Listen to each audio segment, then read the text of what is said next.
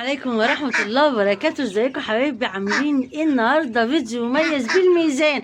اتمنى قبل ما اقول الفيديو بتاع النهارده اللي ما شاركش في قناتي يشترك وتشجعوني ان شاء الله. بالميزان وصفة جبارة كبر كل طيورك بالميزان ومن غير علف ومن غير ما تصرفي كتير، بارخص مما تتخيلي. شوفي الفيديو بتاعي للنهاية، واللي ما اشتركش في قناتي يشترك وتشجعوني ان شاء الله رب العالمين. واتمنى دعم واشتراك في قناتي عشان ان شاء الله نستمر معاكم. عايزه اقول لك يا اختي، ايه اللي يخليني اروح ادفع 30 جنيه ولا 25 جنيه ولا اي رقم في العلف؟ وكمان يقول لك ايه يا اختي، ايه العلف في اسمه؟ طب عليا بايه ده كله يا طاطا؟ انا بقى عملت الوصفه الخياليه اللي تكبر لك طيورك اسرع مما تتخيلي، وكمان مغذي. والله لسه عاملاه من قريب الاكتشاف ده، ولما لقيت النتيجه بتاعته جباره قلت اوريه لكم باذن الله. بصوا بالميزان هنوزن دلوقتي.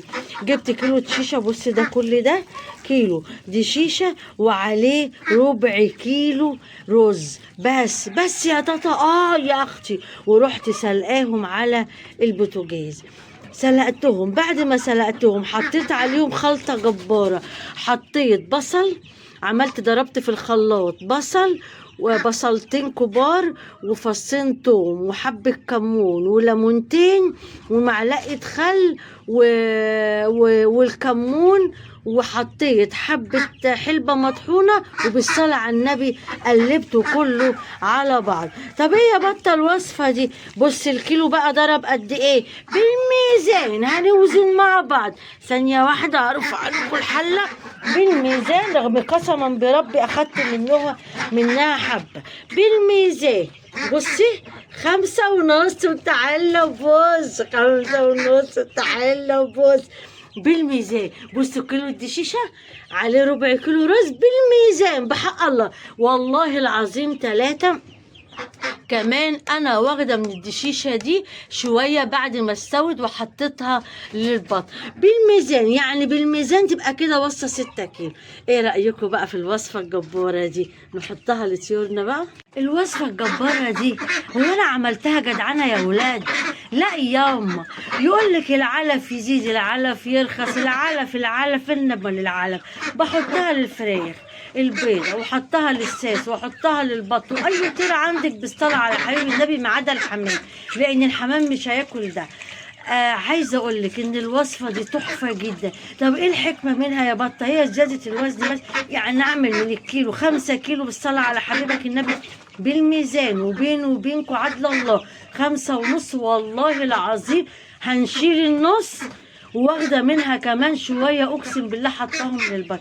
عايزه اقول لك ان الوصفه دي حتى الرز اللي هو بيكبر وبيتخن ده، احنا لما يكون عندنا بيبي صغير بنعمل له ايه؟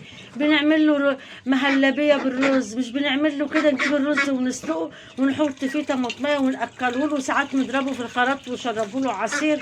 مش ده اللي بنعمله للبيبي؟ ادي الرز فيتامين عالي جدا.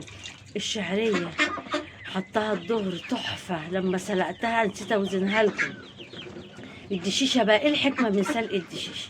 اولا الدشيشه لما بتسلقيها او تنبتيها بتبقى سهله وسريعه الهضم، وتخلي الطير يتفتح نفسه بسرعه ويكبر بسرعه وياكل اسرع وتساعده في الهضم اسرع.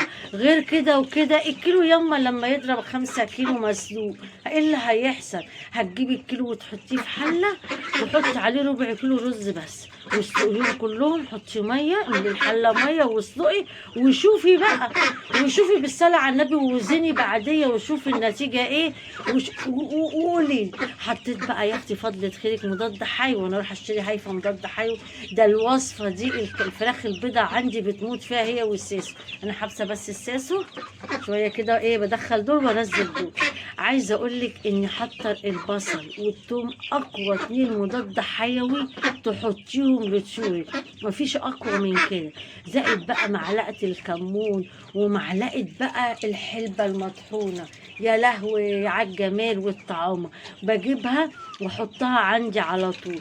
غير الحلبة المطحونة بقى تحط حبة تحابيش من المطبخ مع معلقة كركم على معلقة جنزبيل وأكلت طولك. الوصفة دي أتحداكي بعمري إن ما كانت تكبر طولك. أبسط ما فيها هتوفر معاكي من ميزانية البيت يا عسولتي. إيه رأيك في الوصفة دي؟ توفير من الآخر. بياكلوا ولا ما بياكلوش؟ لا بياكلوا. بصي، إن ما كنتيش توفري في التربية ما تربيش، وما كنتيش تحطي الحاجة اللي تكبر طولك بسرعة ما تحطيش وما تربيش. اسمعي كلام بطاطا. الوصفة دي الرز بالدشيشة المسلوقة، اعملي بقى الكمية، عارفة الكمية دي تقعد معاهم يومين، لان اسم الله الاكله دي، عارفه الاكله اللي بنقولك ايه، بناكل اكله تلكم. اكلي ياما وبسطي وطيورك. الوصفه دي بديل العلف، لا هتقولي لي كاني ولا ماني. تاني حاجه تكوني حاطه برضو مشروب هايل جنب الوصفه دي، حلبه بالعسل وبالصلاه على حبيبك النبي، تبقي اكلتي طيورك. احلى وصفه وارخص حاجه، بلاها علف، خلي العلف لاصحابه.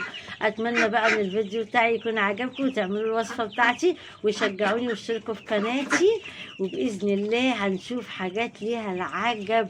بلاها علف يا عسل، خلينا مع الحاجات الطبيعيه.